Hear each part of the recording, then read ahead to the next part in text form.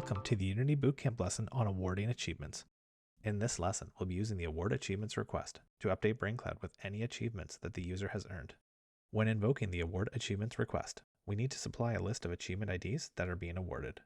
Click the JSON response to familiarize yourself with the data that the request will return.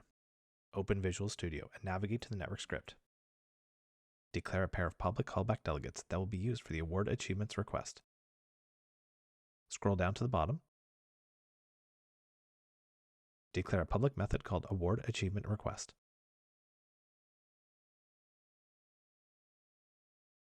In the body of the method, we're going to check to see if the user is authenticated. If the user is not authenticated, we'll log in a meaningful error message, and if set, we'll invoke the failed callback delegate.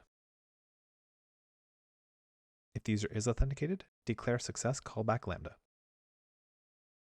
In the body of the lambda, log the response data. And if set, invoke the completed callback delegate. Next, declare the failed callback lambda. In the body of the lambda, log an error along with the status message, and if set, invoke the failed callback delegate. Finally, format the achievement data, then invoke brainCloud's gamification services award achievements request, passing in the achievement data and the callback lambdas as the arguments. Save the file, and then navigate to the achievement script. Declare a public method called award. In the body, set the isAwarded flag to true, then invoke the network's award achievement request method, passing in this as the argument. It should be noted that this example game only awards one achievement at a time. However, as stated earlier, the brainCloud award achievements request can actually accommodate multiple achievements being awarded at the same time. Save the file and navigate to the heads-up display scrolling element script. Declare an overloaded init method that takes in an achievement object, the position, and a callback object. In the body, we'll invoke another init method, passing in the formatted achievement data, the position, and the callback object as the arguments. Save the file and navigate to the heads-up display script. Scroll down and declare a public method called pushAchievement. In the body, instantiate a temp game object from a scrolling element prefab.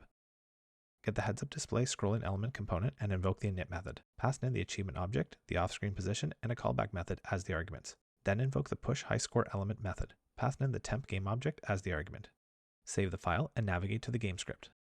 Scroll down and find the display next highscore method. Below it, declare a private method called checkEndlessMode achievements. In the body, get the Survive 30 achievement. If the achievement has not been awarded and the elapsed time is greater than 30 seconds, then award the achievement and push the Survive 30 achievement onto the heads-up display. Next, get the Survive 60 achievement. If the achievement has not been awarded and the elapsed time is greater than 60 seconds, then award the achievement and push the Survive 60 achievement onto the heads-up display. Scroll up and find the next level method. This method is invoked right before a new level starts. In the body, get the Beat Level 1 achievement. If the achievement has not been awarded and the level index member variable is 0, then award the achievement and push the Beat Level 1 achievement onto the heads-up display. Scroll up and find the Update method. In the highlighted if statement, invoke the checkEndlessMode achievements method. Save the file and then navigate back into Unity. If you need to perform a manual refresh, do so now. Run the game. Click brainCloud, then click Achievements. None of the achievements have been awarded. Let's play the game and try and change that. To save time, video playback will be sped up.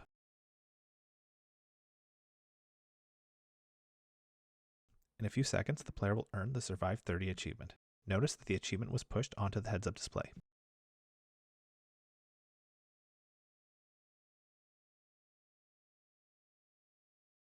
The player has exploded and the game is over. We've earned a new all-time high score, and if we check the achievements dialog, we've also earned 2 achievements. An overview of user entities is the next lesson in the Unity Bootcamp.